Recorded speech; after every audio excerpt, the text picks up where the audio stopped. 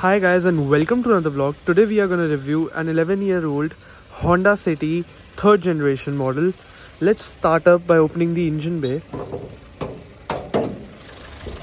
The engine is the Honda iVTEC motor, of course, the SOHC motor, the single overhead camshaft setup, and here's the part insulation in the bonnet, and it does have a space to accommodate a bigger engine. There's the washer fluid, battery and ABS of the car. Now engine is making not much of a sound and it's quite refined on the inside. Let's talk about the headlamps of these cars, which are halogen unit, halogen parking lights, halogen headlamps, high beam also halogen, halogen turn indicators, no fog lamp, as this is the base variant, so it's the base trim. And similarly, here's the case. Here we have a big Honda logo and a massive grille, and the grille looks kind of subtle, and it also boasts a timeless design, and due to which the car doesn't look that old in design. So if we talk about the tire size, we get a tire size of around 175/65 R15, which is kind of the width of the tire is not too wide, so it definitely deserves a bigger tire. Whereas if we talk about here, we get halogen indicators, turn indicators. We don't get that here, and this is not auto foldable, it's manually foldable. There's the door handle with the key hole. And if we talk about the side profile of this car, so this car had a length of around 4,440 millimeters, so it was quite long. And this also gets beautiful tail lamps. So the tail lamps are in halogen, but they look very good, and this is the facelift model. And if we talk about the exhaust pipe, the tailpipe is not hidden, which is not a factor in modern day cars, because most of the cars don't like to show their tailpipes. So I quite like that in the Honda City. And there's the boot opening keyhole. Here's the subtle chrome finish and big Honda logo again, City S variant. This is actually the E variant, but the sticker is of S. And if we talk about the side profile, again the height is about 1450 millimeters, and the width of this car is 1695, and that time it was segment leading. So yes, this car also has a wheelbase of around 2550 millimeters. So if we talk about the rear space, there's no problem there because it's quite spacious. If we sit in, so there's ample lot of leg room, and under thigh support is lacking, definitely lacking. And if we talk about the foot room, yes, it's not managed that well, but the seats are quite comfortable. Here we get an armrest with no cup holders, because again this is the trim, base trim, and we don't get any adjustable headrest. We get soft close handles. Here we get a power window switch and also speaker, but no bottle holder, which is very weird by Honda, because obviously you need to store some bottles here, but there's no space right there. Magazine pockets, and magazine pockets here as well. And if we talk about the cubby space, here's a space for you to keep your stuff. Again in the armrest, which is aftermarket, there's the space, and these were the bottle holders back then. Right here, adjustable seat belt, height adjustable seat belt. And if we talk about the headroom, so in the headroom area, yeah, I'm getting good amount of headroom in the middle seat, and yeah, there's decent amount of headroom, but someone who is 6'1" might face some problems, because I am 5'11". And if we talk about the dashboard, it looks very clean. Yet to this date, it looks so clean. There's this wooden treatment on the door pads, which Doesn't look aftermarket, it looks very subtle, doesn't look that cheap. Much of an hump right here, so the middle passenger is quite comfortable, but again the middle passenger doesn't get a headrest, which you won't expect in those times, because safety was not considered at that. Like, safety was not really a factor which people used to look upon, whereas now they do, which is a good thing. Let's open up the boot of this vehicle. So there's a lever right there. So again, if we check out the boot is a massive 506 liters, which is quite a lot in that segment. It used to be the segment leading boot, bigger than the Verna, and at that time bigger than the Skoda Rapids boot and the VW Ventos boot. So yeah, there's no reclinable function for the seats, this no 60-40 split, as you can see there. And yeah, the boot doesn't seem that heavy, the sheet metal quality doesn't seem that heavy. If we talk about the wipers, we get Aero Twin wipers. I think this is aftermarket again, so we would get normal wipers here. The spray is good, and here we also get two washers which are on the bonnet, which have a single nozzle. So let's open the driver door, and here we have we don't get any chrome finish because again the base variant. And here we get auto up down feature for the driver side, not for the passenger side. And there's a child lock function. Here we get the manually adjustable ORVMs, so we don't get auto foldable ORVMs in this car. And here's decent amount of space to keep your bottle, but not a bigger bottle, because as you can see, this obstructs it right here. Map pocket and speaker right again. Let's get inside the car. Here we get AC vents, which are kind of basic in design, but yes, the cooling of this car is absolutely brilliant. Even after 11 years, the car cools in under 2 minutes. So the aircon is really powerful in this car. Here there's a cubby space to keep your keys or any other stuff, any cloth. So here we get the headlight leveler, and here we get the toggles for the headlight, which does not get any auto headlamp function. There's the high beam, and if we look around here, we get the wiper controls.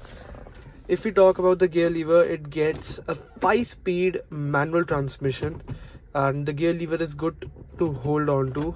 No leather finish on the gear lever, but it feels really good to hold. And here's the manual control for the aircon. We have an infotainment system which is very small, so this infotainment system functions really well, but I've heard a lot of complaints about this unit. And here we get an analog speedometer, which has a small MID where we can see the range, the mileage, and the trip of the vehicle, as well as the average. No instantaneous average has to be seen here. And there's the RPM meter. It looks really good, the color looks really good. So Honda does know how to make good instrument clusters. And if we talk about the AC controls, here we have a lever. We don't get any lever here. Hazard light switch right there. No auto dimming IRVM, and at that price point and at that time, you would expect that, because you won't get so many features, which is fine. And here we don't get any mirror. There's no mirror here as well, but this is an aftermarket unit. Touch. Here's the glove box, which is not that big enough. And here there's a lot of hard plastic on this car, a lot of hard plastic down underneath. And if we talk about the bottle holder space, again we have accommodated 3 small bottles there. This car also gets twin cup holders right here, and there's some space to keep your phone or wires, etc.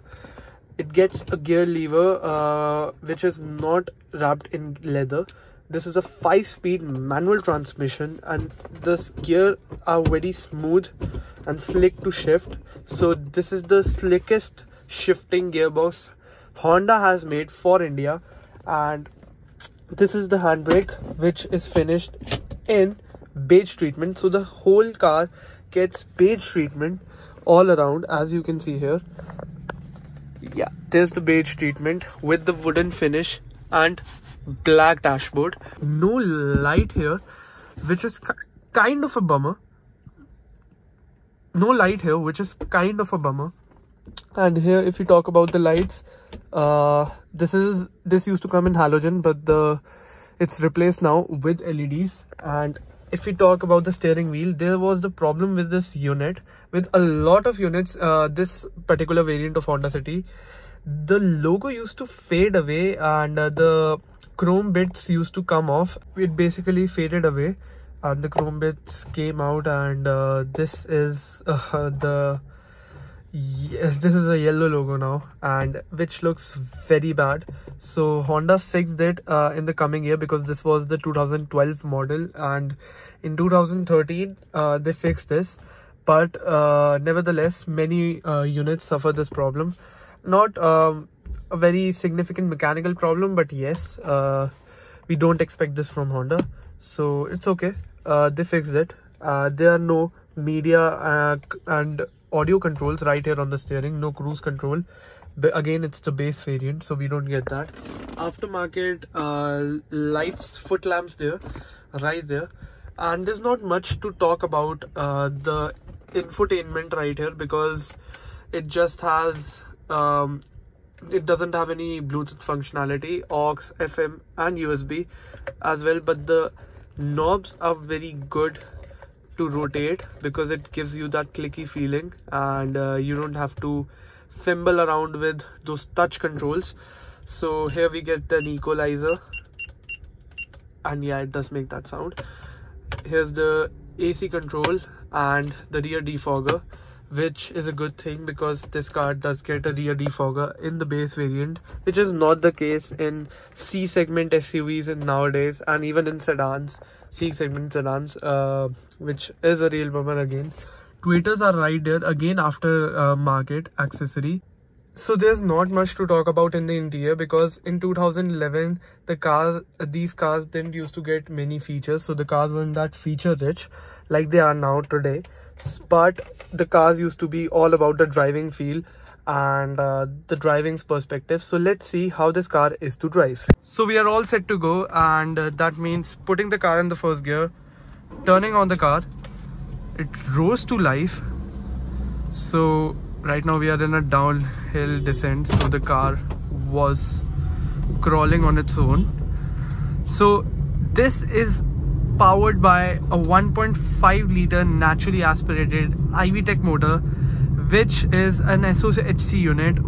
That means single overhead camshaft unit. So there is no dual overhead camshaft unit, which is in the 5th generation Honda City. So if I talk about this engine is very tractable in low speed. It does have a basic 5-speed manual gearbox, but we don't have any reverse parking sensors. As you can see, no reverse parking camera. You can obviously install it aftermarket, but you don't get that from the get-go. So as you can see here, the low-end grunt of this motor is just so good, because in the low end, yeah, that's the IV-Tech for you. Yes, the suspension is on a stiffer side. So earlier the Honda City used to get the stiff suspension because it used to focus on the driving dynamics, but now that scenario has completely changed, because this is a comfort oriented vehicle now. And if we talk about the 5th gen City and the 4th gen City, they are more comfort oriented, so the suspension is on the softer side. The ground clearance of this vehicle is really low, which is of around 165 millimeter. We'll talk about how tractable this engine is. So right now I'll show you. I'm in 2nd gear, and I'm at a speed of around 20 kilometers per hour. but I want to shift in the 5th gear. There I shifted in the 5th gear, and yes, you see the car is pulling easily, even though it's a slight slope. The road is slight slant and uphill road, so you would see the car is pulling easily without any vibration or stuttering. So yes, this engine is very tractable. So let's see the turning radius of this car right away, which is of around 5.3 meters. So the turning radius is really good. So the city maneuverability is just fantastic. There's another Honda City right there, same variant. So if we talk about the tractability of this engine is very smooth, very refined. You can't even hear this motor at idle.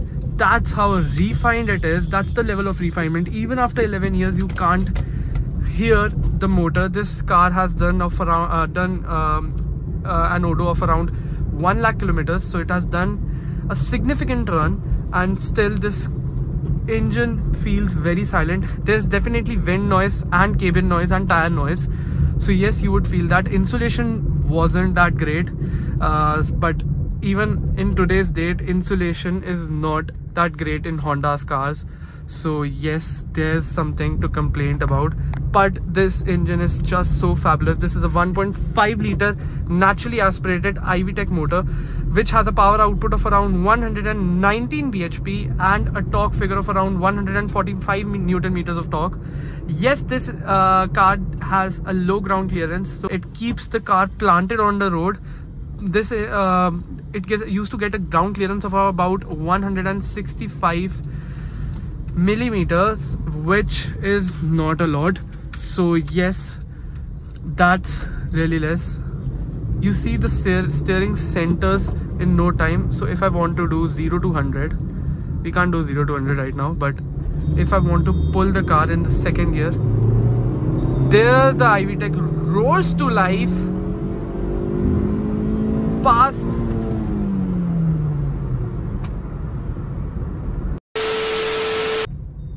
So yes, this car has decent amount of low end torque, and in the top end it's mad, because after the 4000 rpm the IVTech kicks in and it just get another power boost.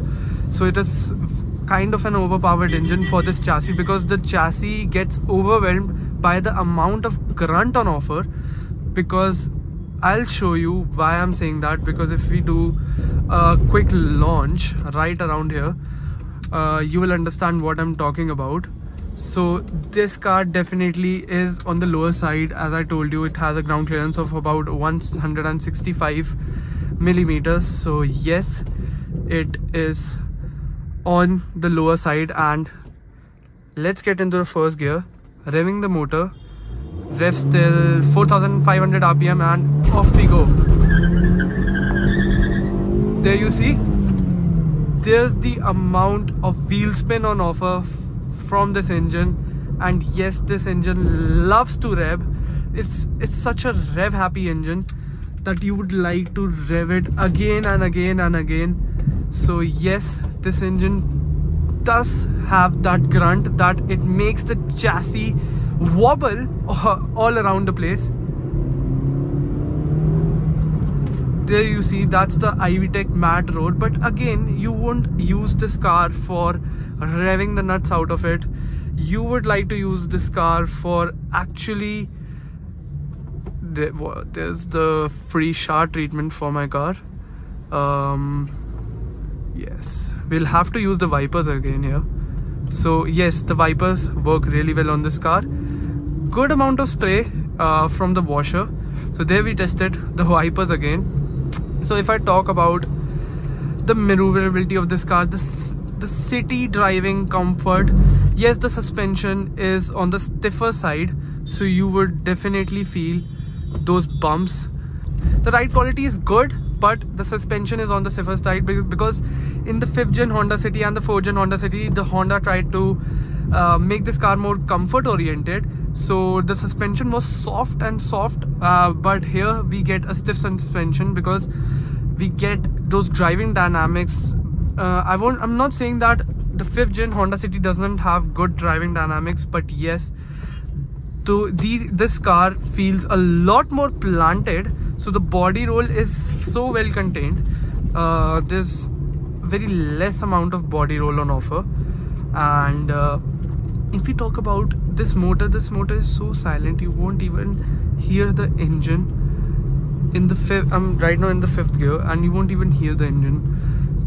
That's the level of refinement on offer, because this engine is so silent. Even at idle, you forget that yes, this engine is on. So that's the level of refinement. Even after 11 years, this car is just so refined.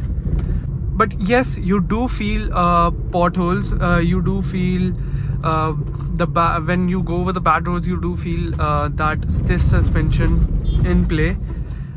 There's not much rattling sound in this car. That's just because of the water bottles put right there. So that's, you see, the gear shifts are so smooth. The clutch is on the lighter side and the gear shifts are so smooth, and this car is just a fun to drive vehicle, and at the same time a comfort oriented vehicle, because most of the people use this car as a chauffeur driven vehicle. And yes, it's very easy to drive because this car doesn't feel like a very it's a sedan, but doesn't feel like a very huge car. Even after having no gimmicky features, the steering feel and feedback is so good, and the steering is light at lower speeds, yet it weighs up beautifully at higher speeds. So this car was a gem of a vehicle, and sadly the facelifts came and the car became more comfort oriented. But today, if you want to buy a car and tune it according to your taste, yes, you can do that. Yes, you can buy this car. So the body roll is just not there in this car. And now we are at a hill. I'll put in the 5th gear and we'll see how this car, no, it might be struggling here. Let's get it up to 25 km/h and then put it in the 5th gear. And yes, you see, absolutely no stuttering or vibration from the engine, no knocking. It's pulling smoothly. The performance is very linear on offer. So yes, this engine is just fabulous in terms of tractability. And it used to get an fuel efficiency of around 11 or 12 or 13 km/L in the city. And if you're driving this car on the highway, you would get, see, that's the problem with India. Everyone's coming on the wrong side. This is a one-way road, but everyone's coming on the wrong side. Anyway, so this used to get a fuel efficiency of around 19 to 20 km/L on the highway, because this engine is very smooth and it was known to be fuel efficient. So if we talk about this motor, again, there's no complaint, because even if the mid-range is not that great, but the low end makes up for it. If we talk about the tire size, the tires are very skinny for a car which has such of amount of grunt to offer. So the tires need to be wider and bigger, like 16-inch tire size should be there. And 175 is the profile is also less, and 175 is just the width is not like suiting the characteristic of this car. Because again, if I want to launch this car, you would see that there's no traction control on this car. And yes, you hear that wheel spin. So this car wheel spins a lot, but it would put a smile on your face, because his engine is just so, yeah, there you see it. I don't even have to talk about the engine so much, because the characteristic, the way it's performing would tell you how this engine performs. And it's a very old motor now. Honda is using this motor. Honda is solely in this country due to this motor only, due to this engine itself. This engine has sold a lot of units. And if I talk about the clutch, it's very light again. The clutch, the gear shift, everything is so smooth, and the steering wheel is also very easy to operate because the steering wheel is just very light at lower speeds, and it gains that heaviness. High speed stability is so good, and I'm sure if this car would have been tested by Global NCAP, it would have scored 4 stars because the chassis is very strong. That's what you would experience when you sit in this car. That's what you would feel.